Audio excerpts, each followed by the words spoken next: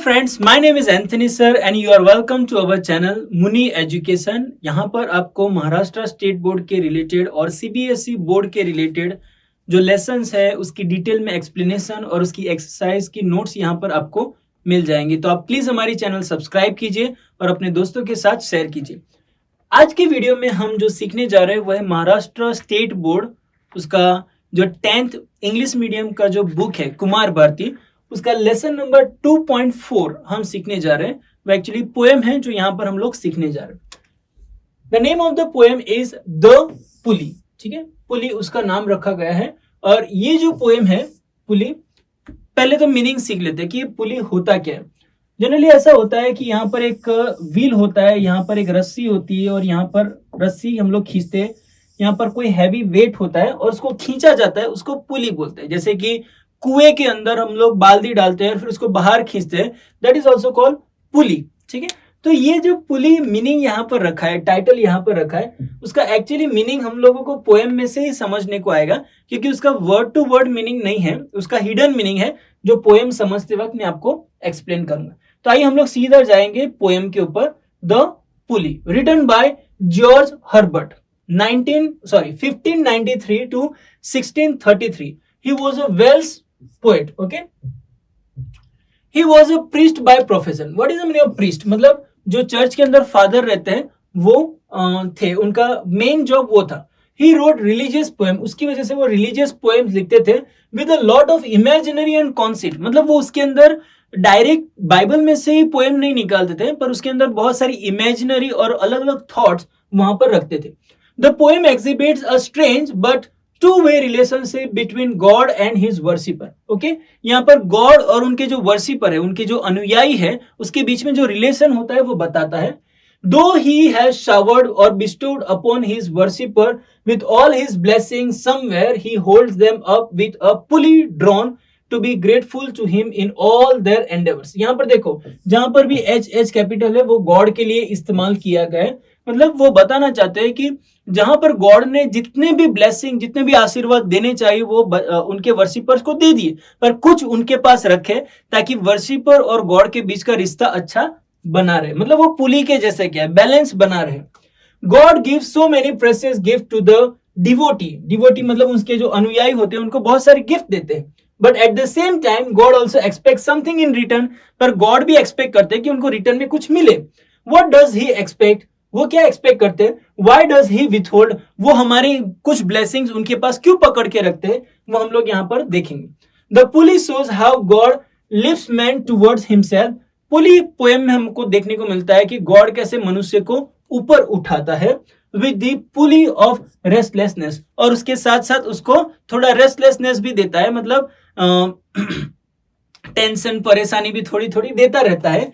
What is distinctively metaphysical about the poem is a religious notion is conveyed through a secular scientific image. Okay, ये poem की खासियत ये है कि ये पोएम में रिलीजियस टीचिंग दिया गया है with the secular scientific image. मतलब उसके अंदर थोड़ा साइंटिफिक एक्सप्लेन करके वो पोएम को सिखाया गया। तो आइए हम लोग देखेंगे कि पोएम में क्या है।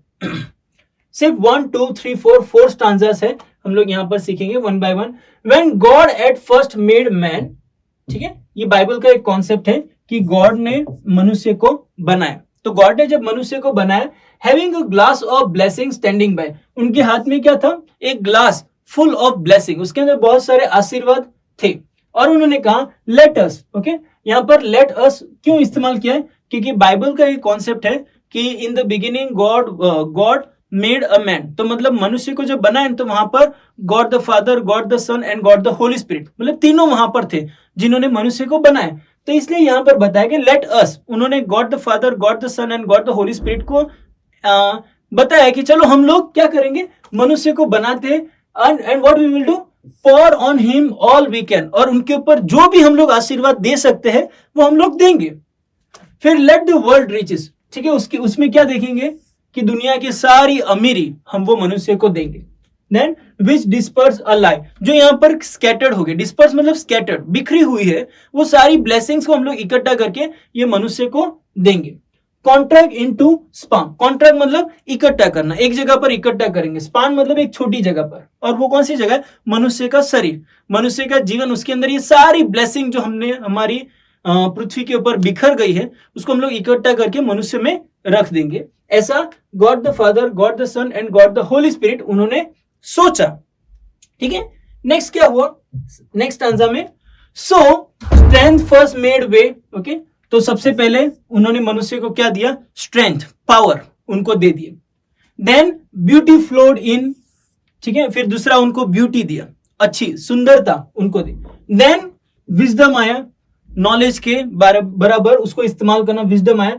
ऑनर आया, रिस्पेक्ट आया, एंड प्लेजर, लाइफ में जो आनंद है, मतलब वो ऑलमोस्ट जो भी चीजें अच्छी होती है वो सारी चीजें गॉड ने मनुष्य को दे दी। When almost all was out, अभी जितना भी अच्छी चीजें थी वो सब खत्म हो गई। God made a stay, God made a stay मतलब गॉड ने एक दिन आराम किया। ठीक है, वो बाइबल का एक कॉन्सेप्ट है कि गॉड ने 6 दिन में पृथ्वी बनाई और 7वें दिन आराम किया। यहां पर भी मनुष्य को जो भी चाहिए था वो दे दिया, फिर उन्होंने आराम किया। Perceiving that alone of his treasure rest in his bottomly. Perceiving, what is the meaning of perceiving? यहां पर तुम्हें मीनिंग यहां पर दिया गया है, noticing become a conscious of. ठीक है, उन्होंने नोटिस किया कि मनुष्य अभी ये सारी चीजों के बारे में कॉन्शियस हो गया, मतलब उसको उसके बारे में पता चल गया कि उनके पास पैसे है, उनके पास विजडम है, उनके पास ऑनर है, उनके पास प्लेजर है, वो सब पता चल गया। अलोन ऑफ हिज ट्रेजर, उनका जो खजाना है उसके बारे में भी पता चल गया। रेस्ट इन हिज बॉटम में, और ये सारी चीजों के साथ गॉड वहां पर सिर्फ आराम कर रहे थे। Okay, next answer, for if I should said he. अभी जब यहां पर सेड ही लिखा है ना, मतलब गॉड बात कर रहे। फॉर इफ आई शुड, अगर मुझे कुछ करना है, bestow this jewel alone on my also on my creature, he would adore my gift instead of me. और उन्होंने कहा कि ये सारी जो मेरा खजाना है और भी जो ट्रेजर है वो सब मैं मेरे क्रिएचर मतलब मनुष्य जिसको मैंने बनाया है उसको मैं दे दूंगा। तो प्रॉब्लम क्या हो जाएगा? ही वुड अडोर, अडोर मतलब प्रशंसा करना, टू प्रेज समबडी, वो प्रशंसा करना चालू कर देगा। किसकी? My gift instead of me, वो मेरी जो गिफ्ट जो मैंने दी है वो सारी गिफ्ट की प्रशंसा करना चालू करेगा। और मैं जिसने मनुष्य को बनाया है मुझे कोई पूछेगा भी नहीं। गॉड को थोड़ा जेलसी हो गया। And rest in nature not the God of nature, और वो नेचर में जाके वो आराम करेगा, नेचर की प्रशंसा करेगा। जैसे कि हम लोग मनुष्य करते हैं, हम लोग समुद्र की प्रशंसा करते हैं, माउंटेन्स और ट्रीज वो सब प्रशंसा करते हैं, पर उसको जिसने बनाया है वो गॉड, उसकी हम लोग प्रशंसा नहीं करते हैं। तो गॉड को वो ऑलरेडी पता चल गया। So both should loser be, तो उसकी वजह से क्या हो जाएगा कि गॉड को लॉस होने वाला है।